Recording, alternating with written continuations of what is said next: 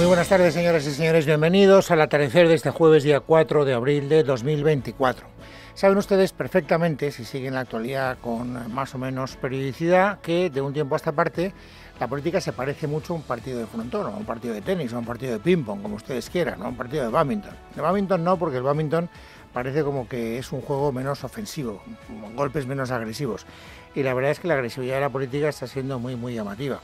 Digo que es un partido de frontón porque en el momento en el que, por ejemplo, el Partido Socialista, a través de las informaciones periodísticas o a través de las investigaciones judiciales, sacan a relucir algunos de los supuestos trapicheos de la gente vinculada al PSOE, el PSOE responde sacando los trapicheos, sobre todo, de la pareja de Isabel Díaz Ayuso. Llevamos no sé ya cuánto tiempo, he perdido la cuenta, convirtiendo a Isabel Díaz Ayuso y a su novio en los grandes protagonistas de la actualidad. Y la verdad es que si yo les tengo que contar qué es lo más llamativo, qué es lo más característico, como ustedes quieran, de la información del día, pues les tengo que contar que la parte de ese partido de frontón o de tenis o de bádminton o como ustedes quieran, de ping-pong, que se ha dilucidado en la Asamblea de Madrid. Ha habido una durísima sesión en la Asamblea de Madrid donde Isabel Díaz Ayuso se ha visto las caras con la oposición, sobre todo con Manuela Berguerot, que es la portavoz de Más Madrid. Saben que en la Asamblea de Madrid el principal partido de la oposición es Más Madrid y por lo tanto es Berguerot la que ejerce como lideresa de la oposición. Y ha habido una encarnizada batalla dialéctica entre una y otra. Así que lo que yo quería es que ustedes tuvieran una idea más o menos aproximada de las horas que se han dicho. He intentado resumir mucho, pero aún así son 2 minutos y medio de enfrentamiento. Lo digo para que ustedes sepan que durante 2 minutos y medio van a asistir a las lindezas recíprocas que una y otra han cruzado hoy en la Asamblea madrileña. Ustedes cobran facturas a las víctimas de la pandemia para darle dinero a Quirón y que Quirón le pague las comisiones a su novio. Presidenta, usted es como una adolescente enamorada que ahorra cada euro de la paga de los padres para comprarle un detallito a su pareja. Por eso, cuando reciben 3.200 millones de los fondos COVID, deciden pagar las facturas de 1.300 al grupo Quirón. El gobierno de Sánchez contrata más con Quirón que la propia Comunidad de Madrid, que lo hacen todas las comunidades autónomas socialistas, que lo hacen distintos ministerios, diputaciones provinciales. Dejen de hacer tramas. Por cierto, el segundo grupo empresarial más importante de Europa, el que lidera el mejor hospital de España, que más es apreciado por sus pacientes, es necesario que tengan que desguazar las empresas. Mire, eso será todo lo que se han quedado. Silencio, señoría. Eso será todo lo que se han quedado. Hacerme daño, intentar frivolizar mi imagen. Pero, en definitiva, la única que da siempre cuentas, la que no desprecia los parlamentos, soy yo. Presidenta, teníamos sospechas sobre su pisito y por eso lo denunciamos. No hemos tardado ni 2 semanas en saber que su reforma es ilegal. Lo han revelado los periodistas, esos a los que pone en la diana a través de su jefe de gabinete. Ahora entendemos las mentiras y las amenazas. Cuanto más sabemos de su vida personal, más se descompone su personaje. Nos dice que puede gestionar la Comunidad de Madrid, pero cuando hace una reforma de su piso, inunda a los vecinos de abajo y el restaurante que está abajo tiene que cerrar por vertido de aguas fecales. ¿Por qué cerró el bar de la casa que reformaba mi pareja antes de que fuera a vivir, cuya placa arriba era de la vivienda oficial de la época de Franco, que tacha con una placa decenas de miles de inmuebles de todo Madrid? La trama de corrupción del novio de Ayuso. ¿Creen que tenemos que llegar a algo tan absurdo? Las feministas de la ultraizquierda. Yo les animo a algo muy sencillo, a que me fiscalicen por mi gestión y no por mi vida sentimental, que creo que no les compete a nadie. Yo no sé la vida sentimental de ninguno de ustedes, pero si empezamos con inspecciones fiscales, uno a uno, ¿cómo pagan a la mujer que probablemente, o al hombre, trabaja en su casa? ¿Cómo pagan sus negocios? ¿Qué propiedades tienen? Se caen abajo la mitad. Bueno, pues estos son 2 minutos y medio que tratan de resumir cuál ha sido el grado, la temperatura política del debate que han mantenido Berguerot y Ayuso.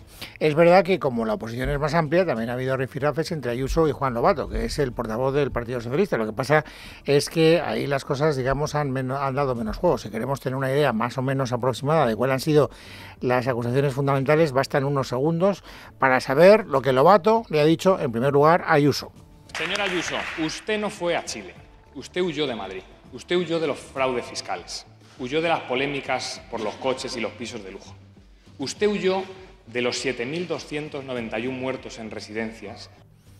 Bueno, no deja de ser llamativo que le acuse, digamos, de huir cuando efectivamente estamos hartos de ver cómo Isabel Díaz Ayuso, ya sea por iniciativa propia, por ejemplo, en comparecencias en rueda de prensa, que yo creo que se podría haber ahorrado porque no le salieron bien, pero en todo caso las protagonizó, y luego en plenos como el de hoy, en la Asamblea de Madrid, da todo tipo de explicaciones. Yo creo que eso no se le puede negar a Isabel Díaz Ayuso, ya lo ha dicho, y creo que no ha faltado a la verdad. De todas las políticas que están en este momento en el centro de toda esta polvareda, la que más explicaciones da, la que más veces sale a contestar a las acusaciones de la oposición es ella. Por eso me sorprende que Lobato haya querido elegir, digamos, esta línea de ataque, diciendo: usted huye de qué, pues está la pobre mujer ahí todos los días batiéndose el cobre. Bueno, en todo caso, ella no necesita que nadie la defienda, se defiende ella misma sola, y cuando ha escuchado al señor Lobato decir lo que acaban ustedes de escuchar, le ha contestado lo siguiente. Yo creo que si tienen que atacarme desde el plano personal para intentar hundirme, es que están, pero que muy mal. Si pone el aire acondicionado mirando al norte y al sur, mientras ustedes tienen tramas de corrupción con rulos de dinero y con pistolas, es su problema. Y si son ustedes los que chapotean en la corrupción, lo vamos a saber en los próximos meses. Bueno, pues este es el resumen de algo que ya no sabemos de memoria, el y tú más, por una parte y por otra. No quiero poner, digamos, en el mismo nivel unas cosas y otras, ¿no? Porque evidentemente lo de Ayuso, pues, en fin, cada uno tendrá la opinión que quiera tener, pero me parece que está bastante más traído por los pelos que otras cuestiones que estamos conociendo y que hacen referencia, insisto, a el resultado de informaciones periodísticas o de informaciones judiciales. Pero bueno, insisto, a mí en este momento mi obligación es contarles lo que ha pasado. Y lo más llamativo, lo más incendiario, dialécticamente hablando, es lo que ha ocurrido en la Asamblea de Madrid. Y luego también les tengo que decir que hay un debate de fondo. Todo lo que se pueda utilizar en este momento contra Isabel Díaz Ayuso forma parte de la munición del Partido Socialista, que no quiero obviar. Le están criticando mucho a la presidenta de la Comunidad Autónoma de Madrid que las residencias madrileñas donde fallecieron durante el COVID algunos ancianos estén tratando de reclamar las facturas a las familias de aquellas personas que perdieron la vida mientras estaban ingresadas allí. ¿Cuál es la respuesta a esa, digamos, acusación de fondo por parte del gobierno madrileño? Pues la respuesta es: miren, no podemos hacer otra cosa. La ley es la ley. Si el gobierno de Sánchez, si el gobierno central nos hubiera dado alguna oportunidad de actuar de otra manera, lo habríamos hecho. Pero es que el gobierno de Sánchez, insisto que este es el argumentario del Partido Popular, no nos deja más remedio que actuar como están actuando otras administraciones autonómicas. Porque la reclamación de esas facturas no solo se están produciendo en Madrid, se están produciendo también en comunidades autónomas que estaban gobernadas por el Partido Socialista en el momento de la pandemia. Este es el argumento fundamental que hoy ha salido a relucir y que nos resume Jesús Sánchez. Buenas tardes. Sí, el gobierno de Isabel Díaz Ayuso mantiene su postura afirmando que el Ejecutivo de Pedro Sánchez no ha hecho nada para cambiar esta desagradable situación. Además, la consejera Ana Dávila ha expuesto varios ejemplos para evidenciar la hipocresía de la izquierda en este asunto. Y otro, pues es una de las reclamaciones, de las 299 reclamaciones que en el año 2020 tramitó el gobierno de La Rioja, que le he recordado a los grupos de la oposición que en ese momento formaba parte de él el Partido Socialista, Podemos e Izquierda Unida, con lo cual es una obligación que tenemos las administraciones y nosotros no podemos forzar a que los funcionarios que tramitan estos expedientes incurran en responsabilidades penales, que supondría no hacerlo. Pero los portavoces de los partidos de izquierda anuncian iniciativas para que el gobierno regional rectifique de inmediato y no se proceda al cobro. Escuchamos primero a Manuela Berguerot de Más Madrid, después a Juan Lobato del PSOE. Ayer mismo registramos una iniciativa para que así lo haga. Bueno, creemos que pedirle humanidad al Partido Popular de Madrid es como predicar en el desierto. Pues mira, os anuncio que vamos a presentar, creo que ya está finalizada, una iniciativa precisamente para exigir a la Comunidad de Madrid que no se giren esos recibos. Es que no tiene ningún sentido, es que no se prestó el servicio, no se debería haber prestado ese servicio. Por su parte, Vox pide humanidad. Rocío Monasterio. Pues yo creo que en eso estaríamos de acuerdo, sería de las cosas que estaríamos de acuerdo madrileños de todos los partidos políticos. O sea que yo invito a la señora Díaz Ayuso que salga aquí y con cariño se dirija a los herederos de todos los fallecidos y les diga que se va a condonar esa deuda. Yo creo que sería un gesto maravilloso. De esta manera, la oposición al completo pide a la Comunidad de Madrid que condone la deuda a los familiares de residentes fallecidos en la primera ola de la pandemia. Bueno, fíjense que hasta ahora cualquier, información que hace referencia, o bien a Ayuso o bien a su pareja, es utilizada por la oposición como argumento de combate, ya sea la inspección fiscal abierta contra el novio de Isabel Díaz Ayuso, ya sea la reforma del piso de Isabel Díaz Ayuso, del piso del novio de Isabel Díaz Ayuso, donde vive Isabel Díaz Ayuso, o bien sea la reclamación de esas facturas en las residencias donde fallecieron ancianos durante el COVID. Y hay un cuarto frente que se ha abierto hoy, y se ha abierto gracias a una fotografía que publica el diario El País en su primera página. Es una fotografía en la que se ve al secretario general del Partido Popular, Alfonso Serrano, con el novio de Isabel Díaz Ayuso, Alberto González Amador, y están los dos en la barra de un bar tomándose un café. El titular es: el secretario general del PP de Ayuso se citó con la pareja del líder en plena polémica por su caso de fraude fiscal. ¿Y qué es lo que intenta? No lo que intenta, ¿qué es lo que dice el diario El País? ¿Por qué le saca punta a esa fotografía? Pues lo que dice literalmente es: aunque los conservadores reducen la denuncia de la Fiscalía a un asunto particular, altos cargos del partido se han implicado en la gestión de esta crisis. Hoy le han preguntado a Alfonso Serrano por esa fotografía. Lo primero que ha dicho ha sido esto. ¿Qué? ¿Y qué pasa? Luego, me toma una Coca-Cola con una persona a la que conozco, porque es la pareja de la presidenta y tenemos una relación, pues ya tengo una relación personal con la presidenta. Y es noticia que me tomo una Coca-Cola en un bar petado de gente, en una cristalera frente a la calle. Y ya está, esa es la noticia, ¿no? Es que no sé, es que de verdad que me resulta muy... me habéis pedido que dé explicaciones sobre que me tome una Coca-Cola con alguien, ¿no? Bueno, él intentaba echarle un poco de sentido del humor a la respuesta, pero se veía que estaba incómodo. Por lo menos esa es la impresión que yo tengo. Y lo cierto es que luego ha querido tirar de ironía y ha disparado contra todo el que se mueve. Fíjense cuál ha sido la argumentación, insisto, irónica, que daba para tratar de responder a la acusación de esa fotografía. Voy a decir la verdad. Intentamos reunirnos en una habitación de hotel y fui a llamar a Begoña Gómez, pero no tengo su teléfono porque ella es la que se suele reunir en habitaciones de hotel con empresarios, pero no tengo su teléfono. Luego llamamos a la Chalana y estaba llena de socialistas, con lo cual tampoco pudimos ir ahí. Luego llamamos al Ramsés, que es donde comienzan las fiestas con prostitutas de diputados del Partido Socialista, y tampoco había sitio. Y nos tomamos una Coca-Cola en un bar petado de gente, frente a todo el mundo, con una persona a la que conozco. Punto. Bueno, llevamos 14 minutos hablando de Isabel Díaz Ayuso, mejor dicho, de la ofensiva del Partido Socialista contra Isabel Díaz Ayuso y contra su pareja, o contra las fotografías de secretarios generales del partido que se reúnen con el novio de su pareja. No sé de lo que hablaron. Me parece que la fotografía tiene interés informativo, pero claro, sacar conclusiones a partir de ahí me parece un tanto aventurado. Bueno, ¿qué es lo que dice el Partido Popular de esto? Pues nada nuevo. Hoy ha salido el portavoz parlamentario, que es Miguel Tellado, y ha vuelto a repetir lo que yo creo que ha dicho durante los últimos 10 días consecutivos. Y no solo él, también Alberto Núñez Feijóo cuando habla, o también Cuca Gamarra, o cualquier vocero del Partido Popular que ha querido salir a tener protagonismo en los medios de comunicación. ¿Cuál es la idea? Que Ayuso está siendo víctima de una persecución. Es un caso evidente de persecución política a la presidenta de la Comunidad de Madrid y es indignante. Criticar a una mujer por lo que haya podido hacer su pareja, cuando ni siquiera era su pareja, es un ejercicio de machismo máximo.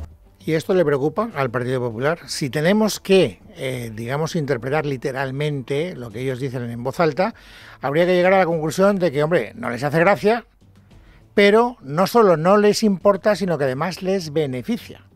Fíjense lo que ha dicho Miguel Tellado. No es la primera vez que el Partido Socialista atenta contra la intimidad personal y familiar de la presidenta de la comunidad, y tienen que saber que eso no causa daño, Al final están reforzando más a la señora Ayuso, y ayer conocíamos encuestas que ya le dan 4 diputados más sobre la aplastante mayoría absoluta que tiene. Que siga así el Partido Socialista. Bueno, esto es lo que dicen. Lo sabes que se lo terminen de creer. Yo eso ya no lo sé. Me costaría cierto esfuerzo. Me parece que esta es una batalla que al final no beneficia a nadie, pero tampoco beneficia, yo creo, a Isabel Díaz Ayuso ni al Partido Popular, porque al final estar siempre en el centro de una balacera, pues no es una buena cosa. Yo creo que el sosiego siempre tiene mejores beneficios. Pero les decía al principio, esto no deja de ser una partida de ping-pong. ¿Por qué? Porque Isabel Díaz Ayuso es, digamos, la destinataria de los ataques del Partido Socialista, pero también es verdad que el Partido Popular contraataca. Y contraataca teniendo en su línea de tiro a la mujer del presidente del gobierno, a Begoña Gómez. Es verdad que Alberto Núñez Feijóo, esto ya lo he dicho varias veces en los programas de los últimos días, está marcando una diferencia estilística. Él no quiere cargar la mano en Begoña Gómez, sino en el marido de Begoña Gómez, que es el presidente del gobierno. Y aunque algunos portavoces del Partido Popular hablan de Begoña Gómez, Alberto Núñez Feijóo siempre habla del presidente del gobierno. Y nunca habla de la mujer del presidente del gobierno. Hace unas referencias a lo que ocurre en el ámbito familiar del presidente del gobierno, en la casa del presidente del gobierno, en la familia del presidente del gobierno. Y creo que ese estilo se va imponiendo porque hoy Miguel Tellado, cuando ha contraatacado en esa partida de tenis, pues ha utilizado una argumentación, escúchenlo, muy parecida a la que suele utilizar el propio Núñez Feijóo. Nosotros no cuestionamos la actividad privada que pueda realizar la esposa del presidente del gobierno. Lo que cuestionamos es que las decisiones del presidente del gobierno puedan beneficiar a determinadas empresas. Y eso es un delito que está tipificado y se llama tráfico de influencias, y es un delito que está tipificado que es conflicto de intereses. Sobre eso, quien debe dar explicaciones es Pedro Sánchez. Piden explicaciones al presidente del gobierno. Sin embargo, cada vez que aparece un miembro del gobierno y aparece en algún medio de comunicación y es entrevistado por el ambiente político que se está viviendo, lo que dicen unos y otros, o unos y otras, en este caso unos, el ministro de Economía, Carlos Cuerpo, es que Begoña Gómez está siendo objeto de una campaña hostil. Me paro porque cualquier comparación que queramos establecer con la campaña contra Isabel Díaz Ayuso creo que no resiste ninguna comparación. Pero bueno, lo que dice el gobierno es lo que dice el gobierno. Esta mañana, en La Sexta, preguntado por Begoña Gómez, el ministro de Economía ha dicho esto. Bueno, yo aquí puedo responder con un rotundo no. De hecho, para ello lo que hago es referirme a lo que ha dicho el propio órgano convocante, que es Red.es, donde ha señalado que el proceso se ha realizado con la mayor transparencia, cumpliendo, por supuesto, la normativa vigente y siguiendo todos los procesos de auditoría y control. Pero bueno, este en realidad es otro ejemplo más de ruido o de campaña que en este caso puede estar buscando un desprestigio personal o profesional, pero que a mi juicio acaba afectando a las instituciones. ¿Y por qué en el caso de Madrid no, señor Cuerpo? Ya son varios los días en que me sorprendo a mí mismo diciendo por qué ustedes utilizan una vara de medir o establecen unas reglas del juego cuando ustedes se sienten, digamos, víctimas de una campaña de desprestigio o de una campaña desproporcionada contra una persona contra la que no pasa nada, y sin embargo ustedes hacen lo mismo multiplicado por 10 cuando se trata de Isabel Díaz Ayuso. Es una respuesta, o una pregunta, mejor dicho, para la que todavía no he sido capaz de obtener ninguna respuesta que a mí me parezca satisfactoria. Pero bueno, en todo caso, este es el ambiente en el que estamos y este es el ambiente en el que vamos a encarar 3 procesos electorales. 3. Las vascas, las catalanas y las europeas. Aunque las más inmediatas son las vascas, de hecho esta noche empieza la campaña electoral del País Vasco, las más trascendentes son las catalanas. Y naturalmente son las más trascendentes para Pedro Sánchez, porque se juega en gran parte la estabilidad de la legislatura, y desde luego para los partidos independentistas. Hoy hemos sabido que Pere Aragonés, el presidente del gobierno catalán, en plena precampaña en las elecciones catalanas, quiere acudir al Senado para, en una Cámara de mayoría absoluta del Partido Popular, volver a hacer la oferta que hizo el otro día en rueda de prensa. Un referéndum amparado en el artículo 92 de la Constitución. ¿Y por qué lo quiere hacer? Bueno, pues si escuchan ustedes al señor Aragonés, verán que no tiene ningún tipo de dificultad en reconocer cuáles son sus verdaderas intenciones. Trolear al Partido Popular. He de reconocer, humildemente, que he tenido que preguntar qué significa trolear, porque yo ya soy de una generación en la que esta terminología no se usaba. Trolear, me dicen, quiere decir vacilar. Lo digo para que ustedes ahora puedan entender mejor lo que el señor Aragonés pretende en esa comparecencia ante el Senado. Verónica Jorro. Sí asistirá para defender la amnistía y también su propuesta de referéndum de autodeterminación. Dice que lo hace sin miedo a pesar de que el PP tenga mayoría absoluta en el Senado. Como independentista republicano y de izquierdas, trolear al PP siempre me apetece, pero sobre todo lo que me apetece es defender el proyecto de amnistía, que es absolutamente necesario. Palabras de Aragonés en la SER Cataluña, donde también ha instado a Pedro Sánchez a contemplar su propuesta sobre un referéndum de autodeterminación. Le ha recordado que es un acuerdo firmado entre Esquerra y el PSOE para su investidura. Sobre ese referéndum también ha hablado hoy el secretario general de Junts, Jordi Turull. Ha lamentado que Aragonés anunciara su propuesta a través de los medios de comunicación y sin consensuarla con el resto de partidos y entidades independentistas. Es muy triste que pedir una de las grandes cosas que pide el país se haga desde la soledad y en plena campaña electoral. Esquerra tiene todo el derecho de hacer campaña, solo faltaría, y hacer promesas, solo faltaría, por el amor de Dios, pero hombre, separemos instituciones porque se ve demasiado y después esto hace que la gente acabe no confiando. En este sentido, le ha recordado que los anuncios del expresidente Artur Mas sobre la consulta del 9N y del fugado Puigdemont del 1O se hicieron acompañados de muchos más partidos y entidades. Bueno, precisamente sobre el referéndum ha hablado Salvador Illa. No ha dicho grandes cosas Salvador Illa, pero es la primera vez que yo recuerde que hace una referencia explícita a lo que el otro día, hace 48 horas, nos explicó el señor Aragonés. Escuchen al candidato del PSC. Yo no lo veo esto, porque esto es divisivo para la sociedad catalana. Yo no entiendo que nos quieran dividir a unos y a otros. Si la semana pasada estaban ofreciendo un pacto de Estado con España para la fiscalidad y ahora esta semana se quieren marchar del Estado. ¿Cómo es que querían pactar la semana pasada? Bueno, no lo veo. Bueno, ya está. Tampoco dice nada de inconstitucional ni nada de que es abiertamente contrario. No crean ustedes que van a encontrar una, digamos, formulación un tanto taxativa, en absoluto, ¿no? No lo veo. O sea, esto es hasta ahí puede leer el señor Illa. Bueno, esto por lo que hace referencia a las catalanas, pero les decía que hay otros procesos electorales. Y es curioso porque el Partido Socialista necesita encontrar una fuente, digamos, de motivación para encarar esas 3 campañas electorales consecutivas a las que vamos a asistir, buscando una cierta movilización de su electorado. ¿Y dónde la ha encontrado? En Cuelgamuros. Es una constante del Partido Socialista. Cuando hay campaña electoral hay que empezar a desenterrar muertos. ¿Qué es lo que ha hecho hoy por sorpresa el presidente del gobierno, don Pedro Sánchez? Personarse en Cuelgamuros, no estaba previamente avisado, y empezar a ver cómo le enseñaban los huesos de las personas que están siendo desenterradas. Rubén Fernández. Sí, la imagen no puede ser más tétrica. Pedro Sánchez, enfundado en una bata blanca de cirujano, junto al ministro de Política Territorial y Memoria Democrática, Ángel Víctor Torres, observan los esqueletos apilados tras ser exhumados del Valle de los Caídos, ahora rebautizado como de Cuelgamuros.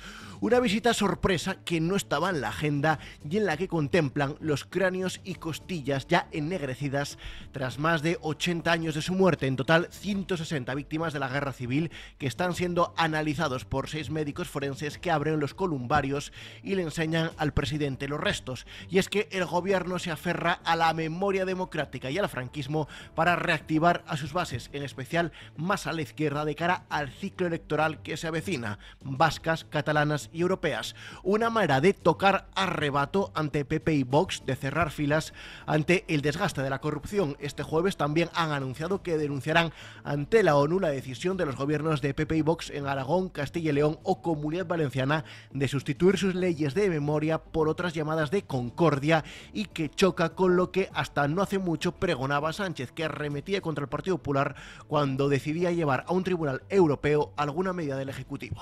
¿No? Hablar mal de España en Europa, enviando informes delirantes sobre nuestra calidad democrática, que yo reivindico.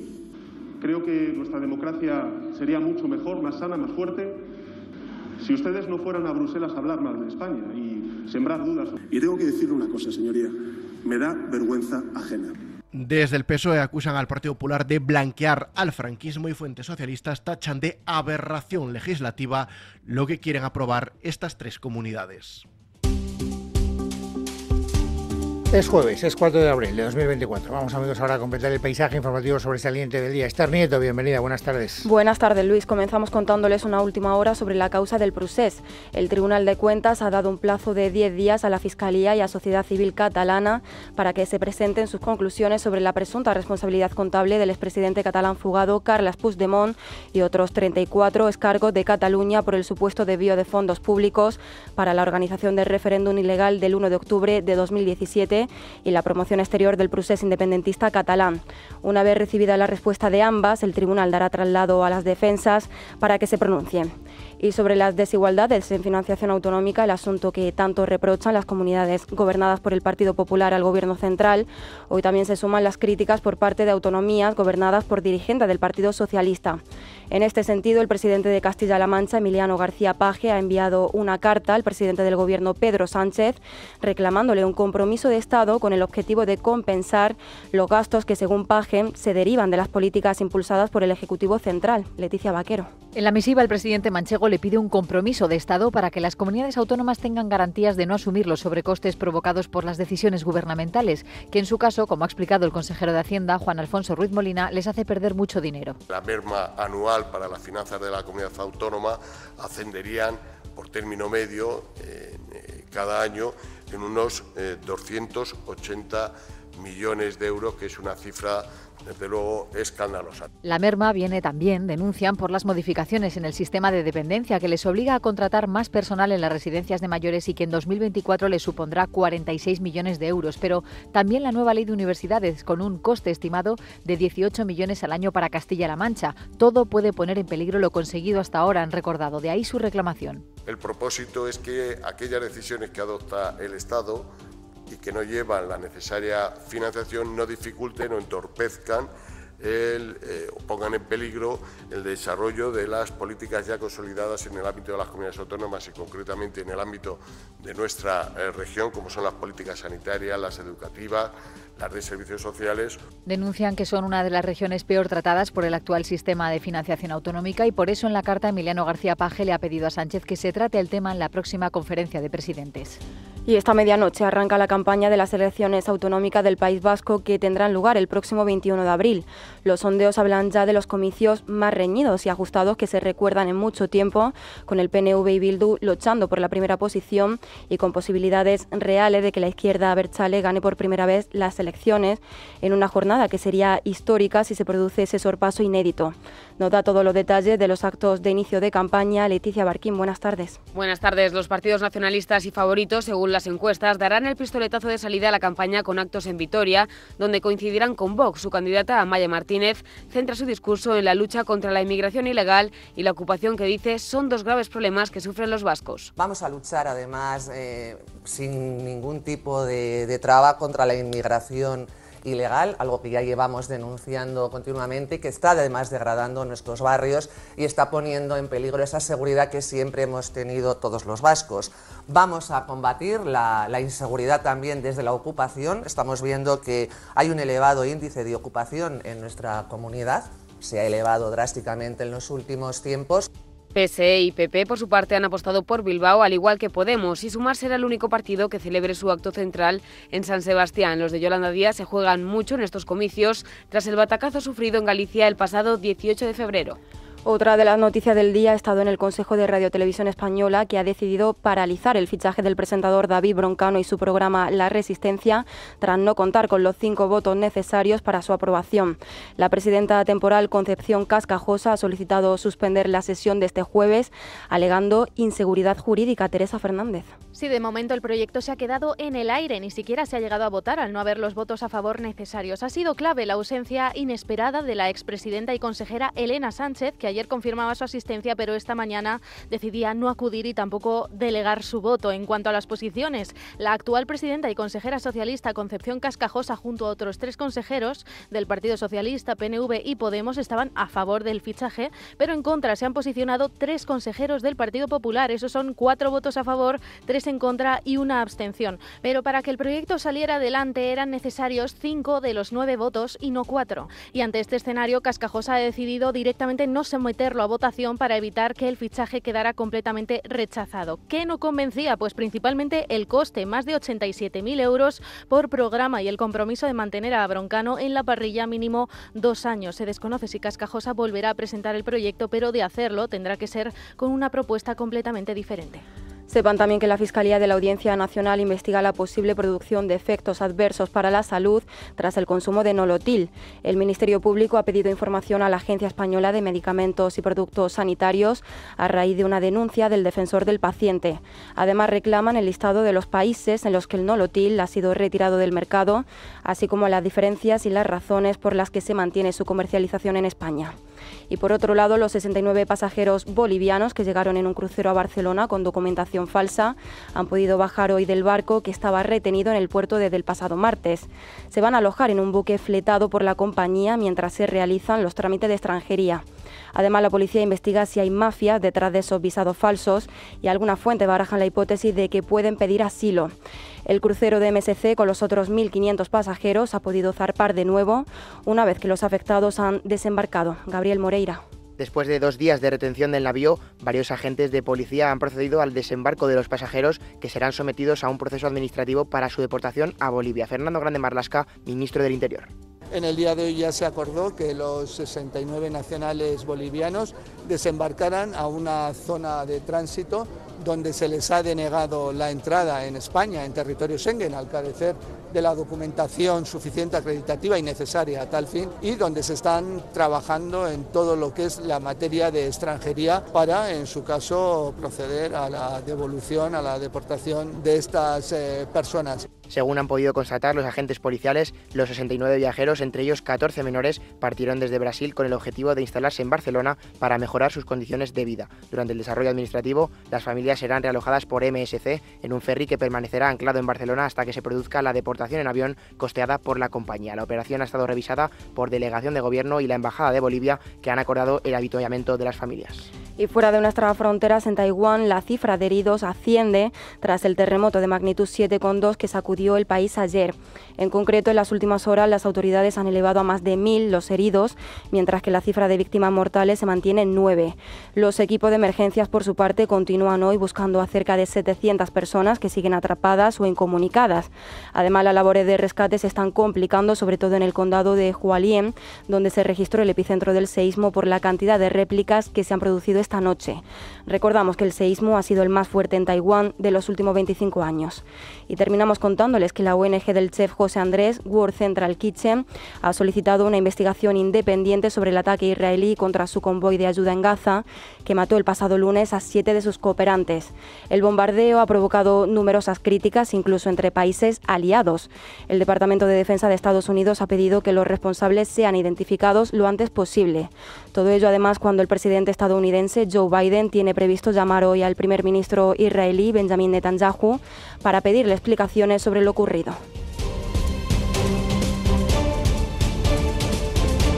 En casa de Herrero, Es Radio.